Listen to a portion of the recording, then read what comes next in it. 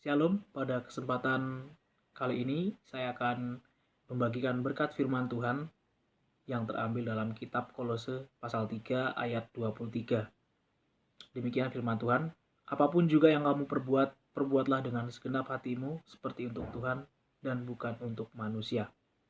Ayat ini merupakan ayat favorit saya di dalam pelayanan selama ini yang saya jalani. Kita mau belajar dari ayat ini, dari seorang Rasul Paulus. Rasul Paulus adalah seorang hamba Tuhan yang dipakai secara luar biasa. Dia menjalani seluruh pelayanannya, seluruh kehidupannya diwarnai dengan mencari apa yang Tuhan mau, mencari sesuatu yang menyenangkan hati Tuhan. Sehingga kita melihat jejak pelayanannya hingga saat ini sangat luar biasa dan banyak belajar apapun yang dialami oleh Paulus.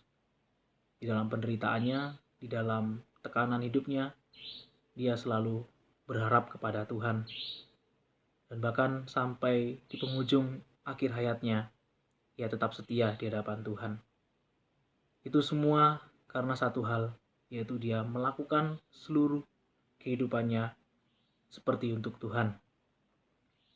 Kehidupan ini bagaikan seorang hamba yang melakukan apapun kepada tuannya. Yang menjadi pertanyaannya adalah, siapakah Tuhan atas hidup ini?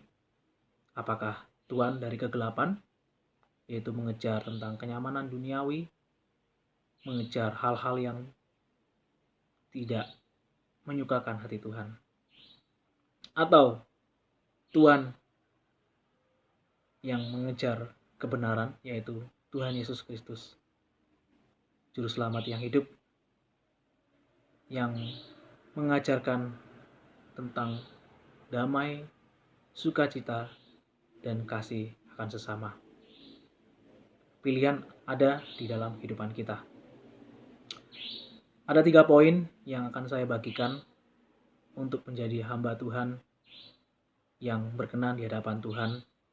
Yang pertama adalah untuk menyenangkan hati Tuhan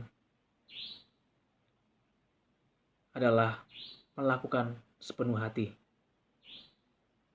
Apapun yang kita kerjakan, marilah kita melakukan dengan segenap hati kita.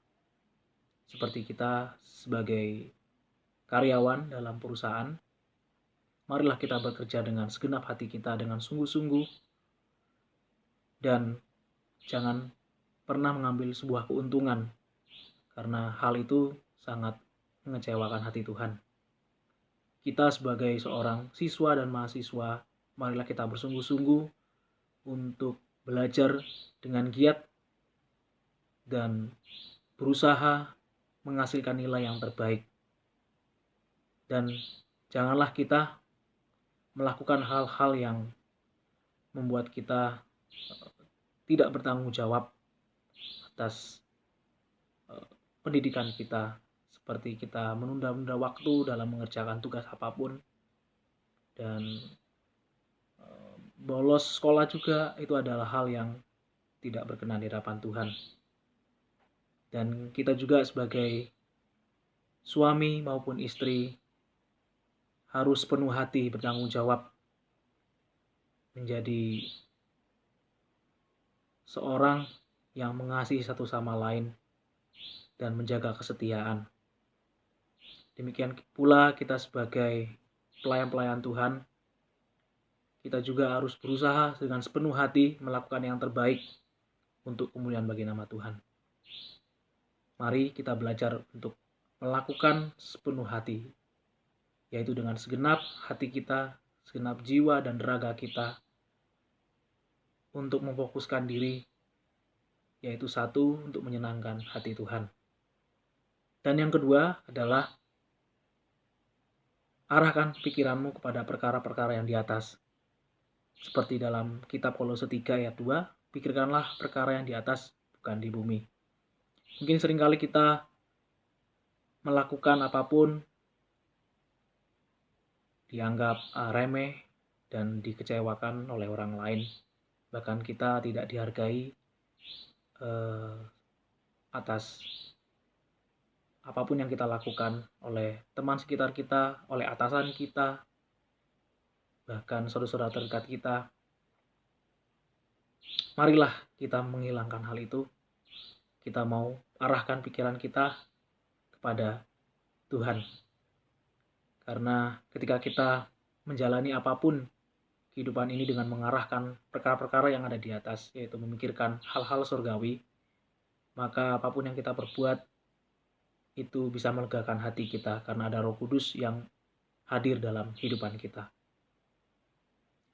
Dan yang ketiga adalah tetaplah rendah hati. Ini merupakan karakter seorang hamba Tuhan yang tidak terlepas untuk kita miliki. Menjadi seorang hamba Tuhan yang rendah hati adalah karakter yang menyukakan hati Tuhan. Sehingga dengan kita memiliki rendah hati, kita tidak ada merasa kebanggaan dan merasa mampu akan di setiap apapun yang kita lakukan. Karena kita harus sadari bahwa Tuhanlah yang memberikan kita hikmat, yang memberikan kita kemampuan, berkat dan apapun yang kita terima hingga saat ini. Itu semua milik Tuhan. Oleh karena itu kita sebagai hamba Tuhan, kita mau mengembalikan apapun yang kita punya untuk menyukakan hati Tuhan. Oleh karena itu, marilah teman-teman dan saudara-saudaraku sekalian, mari kita menyukakan hati Tuhan dengan perbuatan, tingkah laku dan perkataan kita. Sehingga kita memperoleh yang Tuhan janjikan. Dan kita menerima berkat yang Tuhan janjikan kepada kita yang ada di ayat 24. Ya, Kolose 3 ayat 24. Kamu tahu bahwa dari Tuhanlah kamu akan menerima bagian yang ditentukan bagimu sebagai upah. Kristus adalah Tuhan dan kamu hambanya. Demikian ayat firman Tuhan yang bisa saya bagikan. Kiranya kita berpegang teguh untuk menjalani firman Tuhan ini, untuk mewarnai gaya hidup kita, untuk menyenangkan hati Tuhan. Dan lakukanlah segala sesuatunya seperti untuk Tuhan. Dan imani bahwa janji Tuhan akan tergenapi, yaitu upah yang tersedia buat kita hamba-hambanya yang setia di hadapan Tuhan. Amin. Tuhan Yesus memberkati kita semua. Shalom.